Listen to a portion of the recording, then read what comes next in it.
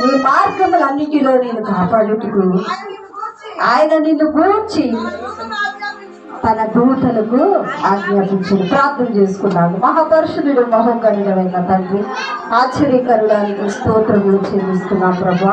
ఈ రాత్రికాల సమయం వద్దు ప్రభా, ఈ మంచి సమయాన్ని మాకు ఇచ్చి ఇదిగో తండ్రి నిన్ను స్తుతించడానికి, నేను గనపరచడానికి ఈ కుటుంబాన్ని ప్రభా నువ్వు ఏర్పాటు చేసుకుని ఉన్నారు ప్రభా. అయ్యా వారు నువ్వు చేసిన మేలును బట్టి సాక్షిగా చెప్పి ఉన్నారు. అవును తండ్రి, అయ్యా అక్కడ బిడ్డలను బలపరిచండి. వాక్యం ద్వారా నీవే అయా నీ బిడ్డలందరినీ కూడా బలపరిచి నీ శక్తి చేత నడిపించున్నాం. యేసు పరిశుద్ధ నామంలో అది వేడుకుంటున్నాం తండ్రి. ఆమేన్. హల్లెలూయా. ఎవరు కూడా మాట్లాడవద్దు, అన్నింటి కూడా ఎవరు తిరగవద్దు. మరొక మాట ఉంటుంది ఏమనంటే, సమయంతో దేవుడు మాట్లాడుతున్నప్పుడు దాసుని నేను ఆలకించుచున్నాను చెప్పు. ఎందుకంటే దేవుడు చెప్తున్న మాటలు చాలా విలువైనవి, శ్రేష్టమైనవి కనుక మనం కొంత సమయం ఆ మాటల మీద మన దృష్టి వచ్చినట్లయితే దేవుడు గొప్ప కార్యాలు కలిసిపోతూ ఉన్నాయి. ఇక్కడ మనం చదువుకున్న కీర్తన భాగంలో ఏమనంటే, ఈ మార్గంలో నేను కాపాడినట్టు కదా ఆయన దూతలకు ఆజ్ఞాపించను. హల్లెలూయా. మరి మార్గములన్నిటిలోని కూడా నిజంగా ఎన్నో కష్టకరమైన పరిస్థితుల్లో మనల్ని కాపాడడానికి ఎవరిని పెట్టాడంటే ఆయన దూతల్ని మరి కావలిగా ఉంచాడట. హల్లెలూయా. మరి నిజంగా చాలా సమయంలో అపాయకరమైన పరిస్థితుల నుండి మనం రక్షించడానికి ఒక్కొక్క సమయంలో మనకు తెలియదు కానీ దేవుడు మరి లోతు ఒక కుటుంబాన్ని రక్షించాలని, ఎంతో భయభక్తులు కలిగి ఉన్న కుటుంబాన్ని రక్షించాలని ఎవరు దూతలు పంపించారండి? అక్కడికి దూతలు వెళ్ళి చెప్పారంటే ఏమనంటే, ఈ సొదొమ గొమొర్రా పట్టణం దేవుడు నాశనం చేయబోతున్నాడు కనుక జగన్ని అగ్నికి అంతకాకు ఈ ప్రాంతం అంతా కూడా దేవుడు ఆకాశం నుంచి అగ్ని వచ్చి పురబోతుంది కనుక మీరు జగన్ని మీ కుటుంబాన్ని దేవుడు ఏం చేయబోతున్నారు? రక్షించబోతూ ఉన్నారు కనుక మీరు సిద్ధపడంగానే ఇద్దరు దూతలు వచ్చే వరకు మొదలుగా చెప్పారు. హల్లెలూయా. అయితే లోతు లేచాడు, తన భార్య లేచింది, తన కుమార్తెలు ఇద్దరు కూడా మరి లేచారు. తన అల్లుళ్ళు కూడా లేపుతా ఉంటే వారు అంటున్నారట, మీకేమన్నా పిచ్చి పెట్టిందా? ఇప్పుడు అగ్ని వర్షము రావడం ఏంటి, అగ్ని గంధకాలు రావడం ఏంటి భూమి మీద? కానీ వారు నమ్మలేదు, లేగలేదట. కానీ లోతు మాత్రం తన భార్య గుడిలో పట్టుకున్నట్ట ఆ ప్రాంతాన్ని, ఆ ఊరిని విడిచిపెట్టి బయలుదేరుతూ ఉన్నప్పుడు మరి నిజంగా దేవుడితో చెప్పారండి ఏమనంటే, వెనక్కి తిరిగి వేచి చేయకూడదు, చూడకూడదని దేవుడు చెప్పినప్పుడు తన భార్య అనుకుందంట, దేవుడు నిజంగా అగ్ని గంధకాలు కురిపించి ఈ ప్రాంతాన్ని కాలుస్తాడా? నిజంగా అగ్ని ఆకాశం నుంచి వస్తుందా అని ఏం చేసిందంట, తన భార్య కొంచెం దూరం వెళ్ళిన తర్వాత దేవుడు ఆ ప్రాంతాన్ని అంతటిని కూడా ఆయన యొక్క కోపము చేత ఆకాశం నుంచి అగ్ని ఆ గంధకాలం చేత అది కాల్చబడుతూ ఉంటేనంట లోతు భార్య వెనక తిరిగి చూసిందట. హల్లెలూయా. అంటే లోతు భార్య ఏమైంది? దేవుని మాటలు లక్ష్యం ఉంచలేదు, దేవుడి మాటలు ఆమె వినలేదు. కానీ అక్కడ మృత్యు స్తంభంగా మారిపోయిందంట. దేవుడికి స్తోత్రం. ఇప్పటికీ కూడానండి ఇశ్రాయేలు దేశంలో ఆ అగ్ని అంతా పొందింది. ఆకాశం నుంచి దేవుని కోపము చేత కాల్చబడిన పట్ల అంతా కూడా ఇప్పటికీ కూడానంట అది ఒక వినాలి పచ్చని ప్రదేశం అంటండి. హల్లెలూయా. చాలా అందమైన ప్రదేశం అంట. ఒక పచ్చగా ఉండే ప్రదేశాన్ని ఇప్పుడు కూడా మీరు వెళ్ళి ఆ ప్రదేశాన్ని చూస్తే ఆ యొక్క అక్కడ ఉంటే అంత బూడిదేనంటే, మట్టి అంతా కూడా ఇప్పుడు ఒక మొక్క మొదలంట. హల్లెలూయా. అంటే చూడండి, ఇప్పటికి కూడా సజీవ సాక్ష్యాన్ని భూమి మీద దేవుడు చేసిన అద్భుతాలు భూమి మీద ఉన్నాయి. హల్లెలూయా. ఇశ్రాయేలు దేశం వెళ్ళినట్లయితే అక్కడ మనం పరీక్షిస్తూ ఉంటాయంట, ఆ మట్టి ఇలా పట్టుకుంటే బూడిదిగా రాలిపోతూ ఉందంటండి. హల్లెలూయా. చూసారా, దేవుని మన కాపాడడానికి ఎవరిని పంపించాడంటే ఆయన దూతల్ని పంపించాడు. మరి పంపించినప్పుడు లోతు తన యొక్క బిడ్డలు రక్షించబడ్డారు. తన యొక్క భార్య మాత్రము దేవుని మాట వినకుండా ఏం చేసింది? లోకం వైపు చూసినప్పుడు అగ్ని స్తంభంగా ఉప్పు స్తంభంగా మార్చబడిపోయింది. దేవునికి స్తోత్రం. ఈరోజు నిజమే దేవుడు నేను కాపాడడానికి అనేక సందర్భాల్లో నిన్ను రక్షించడానికి ఆయన హస్తాలు చాపుతా ఉన్నాడు. హల్లెలూయా.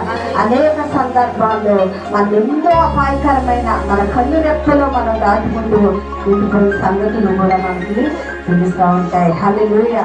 మన నిజమే ఈరోజు కుటుంబం చక్కగా చెప్తా ఉంది కదా, ఈరోజు ఇలాగ మేము బ్రతకాలనుకోలేదు, మేము చనిపోవాలనుకున్నాం మాకు వచ్చిన పరిస్థితులను బట్టి. కానీ ఈరోజు నేను ఒకటే ఆ రోజు అన్నాను ఏమనంటే, దేవుడు మిమ్మల్ని జాగ్రత్తగా ఉంచుకుంటూ ఉన్నాడు. హల్లెలూయా.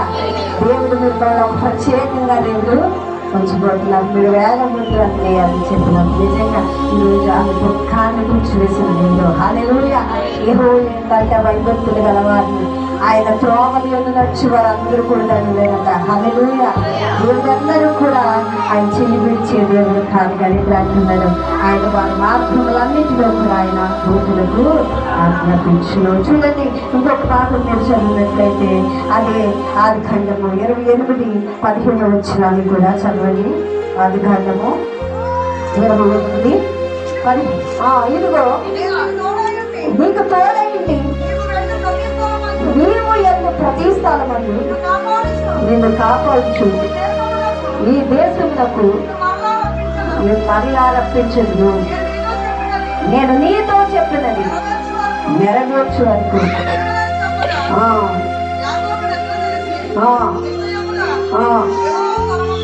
హల్లెలూయా. చూసారండి, యాకోబును దేవుడు ఏం చేశాడు, నిశ్చయంగా నేను ఆశీర్వదిస్తానని దేవుడు అతనికి వాగ్దానం చేశాడట. కానీ యాకోబు మరి ఎన్నో సమస్యలు ఎదుర్కొన్నప్పటికీ తొలగిపోలేదు, కానీ ఆ ఆశీర్వాదాన్ని పొందుకున్నాడు దేవుడి వద్దనండి. హల్లెలూయా. ఈరోజు నిజంగా యాకోబును ఏం చేశాడండి, దేవదూతలకు ఆకాశానికి ఎక్కి దిగుతూ నా దర్శనాన్ని చూచాడట. ఎప్పుడో తెలుసా, ఒంటరిగా ఉన్నప్పుడు, శ్రమలలోంచి తన అన్న తరుగుతున్నప్పుడు, ఒంటరి వాడైనప్పుడు దేవుని యొక్క దర్శనాన్ని చూడగలిగాడు. హల్లెలూయా. కొన్ని పరిస్థితులు నేను దేవుని దగ్గరికి తీసుకుని వస్తా ఉంటాయి. హల్లెలూయా.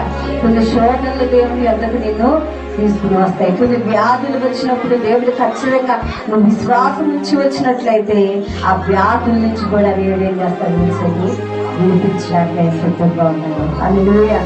మనం ఈరోజు నిజంగా ప్రతి పరిస్థితులు కూడా దేవుడు మార్చబోతున్న దేవుడు. హల్లెలూయా. నువ్వు విశ్వాసముతో నువ్వు ప్రార్థించినట్లయితే దేవుడు గొప్ప కార్యాలు ఈరోజు మనందరికీ తెలుసండి.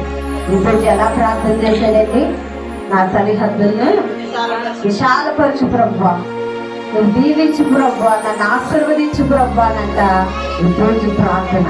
ఈరోజు అనగా వేదనకరమైన పరిస్థితి, వేదన అనే అర్థమండి. హల్లెలూయా. తన తల్లి వేదన అనే పేరు పెట్టిందట. ఈరోజు ఎక్కడికి వచ్చాడంటే దేవుని పాదాలు పట్టుకుని అంటూ ఉన్నాడు, ఇగో నువ్వు నన్ను ఆశీర్వదించు, ఇగో నా సరిహద్దులు నేను చేయను విశాలపరచు అన్నప్పుడు దేవుడు తన ప్రార్థన ఆలకించాడట. హల్లెలూయా. ఎప్పుడు నేర్చేసి ఆశీర్వదించు అనేక మందికి ఆశీర్వాదకరంగా ఉంచాడు. ఆ దేవుని వద్దకు మనం వచ్చినప్పుడు దేవుని అడగాలి. ప్రతి విషయంలో కూడా మనం అడిగినప్పుడు ఖచ్చితంగా ఆయన మేలు చేసే దేవుడై ఉన్నాడు. హల్లెలూయా. ఒక దినాన్ని నాకు దేవుడి కోసం చెప్తా ఉన్నప్పుడు దేవుని కలిగిన బిడ్డలు వాళ్ళ దర్శనాల కొరకు మాట్లాడుకుంటే ఉంటే అప్పుడు నాకు దేవుడు తెలియదులేండి. అంతకు మొదలకు నేను పూజల్లో ఉన్నప్పుడు ఏంటి స్వయంగానంతా వీళ్ళతో వచ్చి దేవుడు మాట్లాడేస్తున్నానని తెలుసు అంటే వీళ్ళంత భక్తి పనిలో అనుకునేదాన్ని. నిజమే, ఎందుకంటే ఆయన ప్రత్యక్షత నేను చూడలేదు కనుక, ఆ ప్రార్థన జీవితం మనకు తెలియదు కనుక వారు చెప్పే మాటలు నాకు వెతుకనముగా ఉండేవి. హల్లెలూయా. అంటే చూడండి, మనం కూడా ఎవరైనా దేవుడి కోసం చెప్తా ఉంటే తెలియని పరిస్థితులు ఎన్నో పేర్లు పెడతా ఉంటాం కదా. అలాంటి జీవితంలోంచి మరి నేను కూడా ప్రభువుని ఎంతగానో ధ్యానం చేశాను. హల్లెలూయా. చాలా కొడుకు తక్కువ దేవుడని, ఈ దేవుడు మన క్యాస్ట్ కాదని, మరి వేరే ఒక బొట్టు ఆ పువ్వులు తీసేసి చచ్చిపోయిన ఆ ఎదవరాల్లా కూర్చుని వారు ఏడుస్తా ప్రార్థన చేస్తారు. ఇదే మన యొక్క భావం ఏంటంటే ఒక వ్యక్తిని పై రూపాన్ని మాత్రమే చూస్తూ ఉంటాం. హల్లెలూయా. కానీ మన దేవుడంట అంతరంగ స్వభావాన్ని ఎరిగిన దేవుడు. ఈరోజు నిజమే మన హృదయంలో ఏముందో దేవుడు గ్రహించగలరు. మన పైన ఒక మనిషిని చూసి అందాన్ని చూసి మనం ప్రేమిస్తాం, కానీ మన దేవుడు నేను పై రూపాన్ని లక్ష్య పెట్టేవాడిని కాదు, కానీ నేను అంతరంగా స్వభావాన్ని వెతికిన దేవుని. హల్లెలూయా. నేను ఎప్పుడైతే నాకు సమస్య రాగానే ప్రభు వద్దకు వచ్చాను, ఏంటో తెలుసండి సమస్య అంటే, నా తల్లికి ముక్కులు లెక్క నోళ్ళంట బ్లడ్ పోయేది. మా అమ్మగారు బ్రతకరని చెప్పారు. మరి నేను మంచి గుళ్ళకు వెళ్ళేదాన్ని, లక్ష్యవారం ఎందరితో పూజలు చేసేదాన్ని, ఎంతో ఇష్టం నాకు. అలాంటి 3 బొట్లు పెట్టుకునేదాన్ని నేను కూడా, ఎందుకంటే నాకు ఇష్టం చిన్న వయసు నుంచి కూడా దేవుళ్ళు అంటే. కానీ ఒక్కసారిగా శోధన రాగానే మా పక్క వారు చెప్పారు, ప్రభుని దగ్గరికి రండి అన్నప్పుడు మేము అన్నాం, ఆ దేవుడు ఎప్పుడు మేము పూజించలేదు, మాకు ఎలా ప్రార్థన చేయాలో తెలియలేదు, యేసు ప్రభు దేవుడు కాదు అంటే వాళ్ళు ఒక్కసారి ప్రార్థన చేయండి అంటే నిజమే వీళ్ళు ఎంతగా చెప్తున్నారేంటి, సరే ఒకసారి చూద్దాం, నా తల్లికి బాగుంది చాలు, ఇంకేమీ వద్దు నాకు అనుకున్నాను.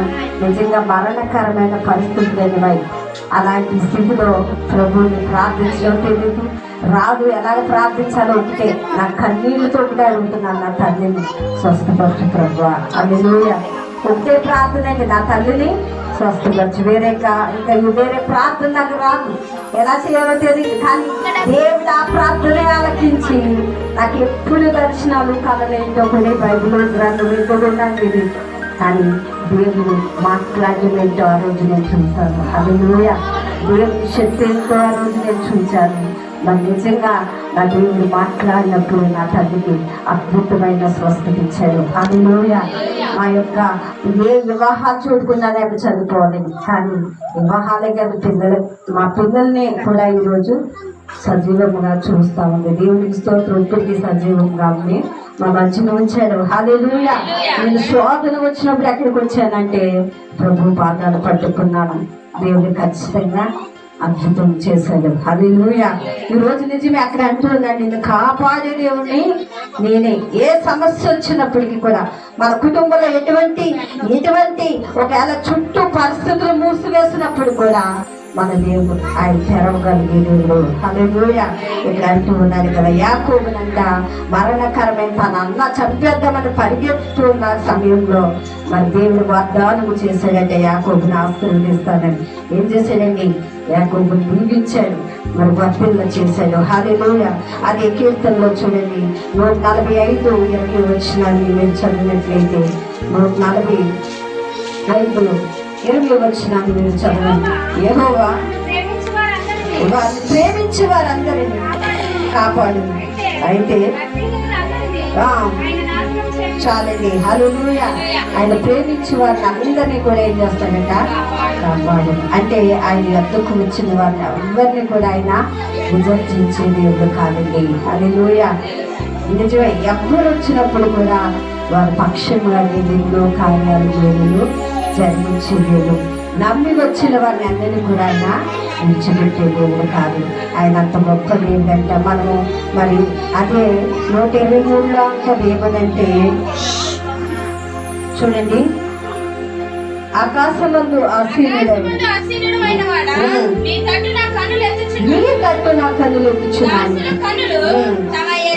చేతి తట్టున దాసి కన్నులు తన యజమానురాలి చేతి తట్టున చూచినట్లు మన దేవుడైన యెహోవా మనలను కరుణించు వరకు మన కన్నులు ఆయన తట్టు చూచుచున్నవి. చాలండి, మనము ఆయన తట్టు చూచుచున్నాము. హల్లెలూయా. మన కన్నులు అంటే ఎవరి వైపు చూడాలి? ఈ దేవుడైన యెహోవా వైపు చూచిన ఎడల ఇంత సహాయం చేయాలంటే ఇప్పుడు కూడా చేకూర్చాలండి. హల్లెలూయా. ఈరోజు నిజంగా ఆయన సహాయం చేసే దేవుడిగా ఉండాలి. ఏ పరిస్థితుల్లో మనం ఉన్నప్పటికీ, ఎలాంటి స్థితిలో ఉన్నప్పుడు కూడా దేవుడు వినిపించడానికి సమర్థుడైనాడు. హల్లెలూయా. ఈరోజు మనం నమ్మినట్లయితే దేవుని కార్యాలు, దేవుని యొక్క మహిమ మీ కుటుంబాల్లో మీరు చూడబోతున్నారు. ఆమేన్. హల్లెలూయా. ఈరోజు నిజంగా ఎన్నెన్నో అద్భుతమైన సాక్ష్యాలు మనం వింటూ ఉన్నాం. ఎందుకంటే వారు పొందుకున్న మేలును చెప్తా ఉంటే దేవుడు ఘనమైన దేవుడు. ఆయన ఆశ్చర్యకరుడైన ఆయనకి పేరు పెట్టబడి ఉంది. హల్లెలూయా. ఆశ్చర్యకరుడు అంటే ఎన్నెన్నో ఆశ్చర్యమైన కార్యాలు, అవి కంటికి కనిపించిన కార్యాలు అయినా జరిపించే దేవుడు అయినాడట. ఈరోజు అదే కీర్తనలో 146:9 కూడా మీరు చదవండి. యెహోవా పరదేశులను కాపాడువాడు, ఆయన తండ్రి లేని వాడు చాలండి. హల్లెలూయా. తండ్రి లేని వాడిని చేస్తామని ఆదరించేవాడు. నిజంగా మన దేవుడు ఆదరించే దేవుడు, బలపరిచే దేవుడు. నిజంగా ఈరోజు దేవుని ఎద్దకు మనం వస్తున్నాం. ఏ విశ్వాసంతో మనం వస్తున్నామంటే ఆయన మనం రక్షించగలడు. మనం నమ్ముతున్నాం. ఆపదలో నుంచి మనకంటే ఆయన సహాయం చేసే దేవుడు ఎంతో. ఎంతో మంది బైబిల్ మనం చదువుతూ ఉంటే ఎంతో మంది జీవిత చరిత్రలు మనకు కనిపిస్తాము. దేవుడు ఎన్నెన్నో మరణకరమైన పరిస్థితులు, ఎంత పరిస్థితులు ముగిపడినప్పటికీ అవన్నీ కూడా తెరవబడుతూ ఉంటారు. హల్లెలూయా. ఈరోజు ఎంతో మంది దేవుని మహిమపరుస్తూ ఉన్నారు. ఎందుకంటే ఆయన చేసే కార్యాలు ఆశ్చర్యమైనవి. ఆయన కాపాడే దేవుడు. ఆయన ఎప్పుడు కూడా కునుకుడు ఎదుర్కోదంట. మళ్ళా ఎప్పుడు కూడా నిరంతరం ఆయన కనులు తెరవబడి ఉన్నాయంటండి. హల్లెలూయా. ఎప్పుడు కూడా తెరిచే నేను 24 గంటలు కూడా ఆయనను చూస్తూ, నేను రక్షిస్తూ, కాపలు వచ్చినప్పుడంట ఆయన సహాయం చేస్తూ ఉన్నాడట. హల్లెలూయా. ఈరోజు నిజంగా అప్పటి కాలంలో నిన్ను రక్షించడానికి ఆయన ఎప్పుడు కూడా నీ చెయ్యి విడవలేదు, ఎడబాయిన దేవుడండి. హల్లెలూయా. ఒకరోజు ఒక ఫ్యామిలీ ఒక హెచ్ఐవి వచ్చింది. హెచ్ఐవి వస్తే వారు భార్య భర్తలు ఇద్దరు కూడా మందు తీసుకుని వచ్చారు. నిజంగానే మందు తీసుకుని వచ్చి బంధువులు అండి, ఒక ఫ్యామిలీ వాళ్ళు తెచ్చుకుని పెట్టుకున్నారంటే ఎందుకని ఆ హెచ్ఐవి ఎప్పుడైతే వారికి తెలిసిందో ఇద్దరు కూడా తాగి చనిపోవాలనుకున్నారు. అయితే చెల్లికి దేవుడు చూపించాడంటే ఏమంటే ఆ ఫ్యామిలీ ఏదో మా దేవుడు మందు తీసుకుని వచ్చి చనిపోబోతున్నారని చెప్పినప్పుడు మా చెల్లి వెంటనే వాళ్ళ ఇంటికి వెళ్ళి చెప్పిందంటే ఏమో తెలుసండి, మీరు ఏదో మందు తీసుకుని వచ్చారు, వాళ్ళు తాగి చచ్చిపోవాలనుకుంటున్నారు. దేవుడి పరిస్థితుల నుంచి మిమ్మల్ని విడిపించడం, ఇలాంటి స్థితిలోనే మేము ఉండిపోతామా, నవ్వులు పాలైపోతాం అందరికీ అని మీరు భయపడుతున్నారు. కానీ దేవుడు మీకు సహాయం చేస్తారని చెప్పినప్పుడు నిజంగా వాళ్ళకి అందరికీ ఇల్లు వచ్చినాయంటే హల్లెలూయా. ఆ మందు తీసుకుని వచ్చి చూపించారట, నిజంగా మేము చచ్చిపోవాలని. చూసారా, ఆ విషయం ఎవరికి తెలుసండి? ఎక్కడో ఉన్న మా యొక్క సిస్టర్ దేవుడు బయటకు వచ్చాడు. ఎందుకంటే ఈరోజు నిజమే, ఎవరిని పంపిస్తారంటే ఒక్కొక్కసారి దేవుడు తన పిల్లలతోనే మాట్లాడి ఏం చేస్తూ ఉంటాడు, మనం రక్షించడానికి పంపిస్తూ ఉంటాడు. ఎప్పటికీ కూడా వారు సాక్షులుగా దేవుడిని మనం పరుస్తున్నారండి. హల్లెలూయా. ఎందుకు నేను ఈ మాటలు చెప్తున్నానంటే నిజమే, మనకు వచ్చిన సమస్యలు ఈ లోకంలో ఎవ్వరికీ రాలేదు అనుకుంటాం కదా, ఎవ్వరికీ రాలేదు, అంత పెద్ద సమస్య నాకు వచ్చింది అనుకుంటాం. అని ఆ సమస్య నుంచి కూడా దేవుడు మనం వినిపించగలగా చెప్తున్నప్పుడు హల్లెలూయా. ఈరోజు నిజంగా ఎలాంటి పరిస్థితులు నీ చుట్టూ ఉన్నప్పటికీ ఆ చుట్టూ ఉన్న పరిస్థితులన్నీ కూడా దేవుడు మార్చడానికి ఇష్టపడుతున్నాడండి. హల్లెలూయా. మరి కీర్తన కలిగారు కదా, కొండలతో నా కన్నులు కూర్చున్నాను, సహాయం ఎక్కడ నుండి వచ్చిన యెహోవా వలనే నాకు సహాయం కలిగినది.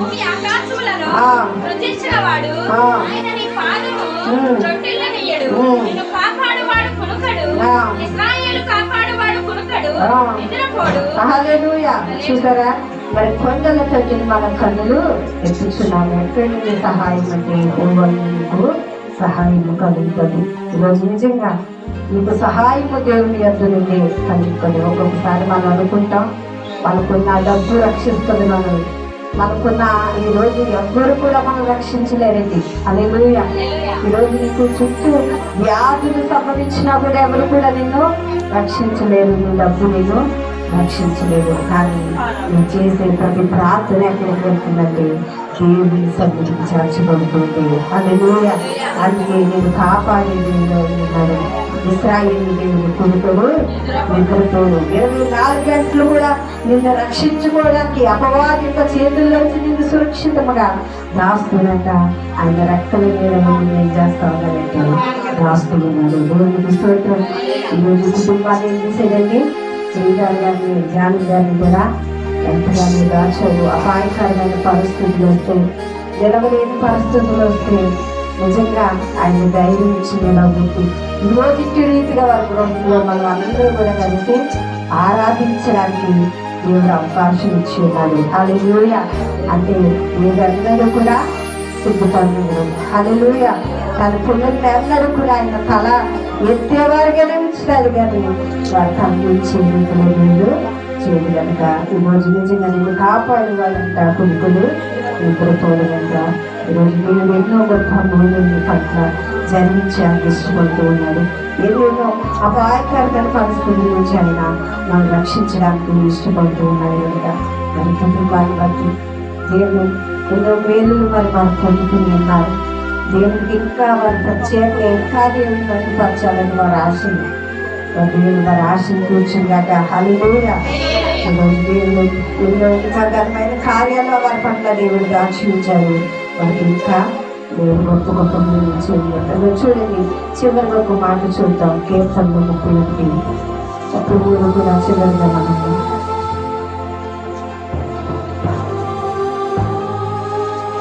33 చదవండి. యెహోవా భయభక్తులారా, యెహోవా విశ్వాసులను కాపాడును. హల్లెలూయా. విశ్వాసులను ఏం చేస్తారంటే కాపాడుతుంది. వారిని ఎందుకు విశ్వాసం ఉంచు, ఆయన ఆరాధిస్తున్నా, ఆయన మహిమపరుస్తున్నావు. శ్రమ వచ్చినప్పుడంతా నిన్ను చూచి ఆనందించే దేవుడు కనుక హల్లెలూయా. ఆ శ్రమంలోంచి నిన్నంట మరి చాలా జీవితం ఎన్ని సంవత్సరాలకి వృద్ధాప్యం వచ్చి వేస్తుంది. హల్లెలూయా. వృద్ధాప్యంలో కూడా అంట చాలా అనుకుంది, నాకు ఇంకా అయిపోయింది నా పరిస్థితి, ఇంకా నాకు పిల్లలు లేరు అనుకున్నాక, కానీ దేవుడు ఆ వృద్ధాప్యంలో కూడా కాపాడు తెచ్చాడట. దేవుడికి స్తోత్రం. చాలా అనుకుంది, నా జీవితం ఇంకా ముగింపు అయిపోయింది, నాకు నా జీవితంలో ఏ ఆనందము లేదు నేను చూడడానికి అనుకోండి, కానీ దేవుడు ఆ గర్భాన్ని తెరిచి ఏం చేశాడండి, అది దాప్యమందు ఇస్సాకును దేవుడు అనుగ్రహించాడు. హల్లెలూయా. ఇస్సాకు అనగా అర్థం ఆ పేరుకు నవ్వు. హల్లెలూయా. నవ్వుకరమైన ఒక బిడ్డ వారికి చేసేసరికి తన జీవితం అంతా సంతోషంతో మీరు దేవుడికి స్తోత్రం.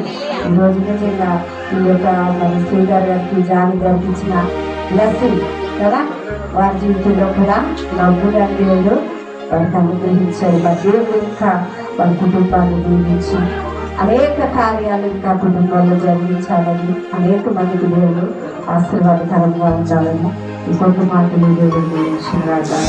అందరూ కూడా తల్లి వచ్చినట్లయితే ప్రార్థించాలని, అందరూ కూడా ప్రార్థించారు. బాగున్నాయా ఈ కుటుంబాన్ని బట్టి ప్రార్థిస్తున్నాం. ఒక నేను వాళ్ళు ఎంతో పట్టుకోలేని శ్రమలు ప్రభావ ఈ కుటుంబాన్ని కూర్చున్నప్పుడు అవుతాను ఎందు నీ సన్నిధి వారు కోరుకోలేదు అయ్యా, నీ ఎందు నమ్మిక ఉంచారు ప్రభా.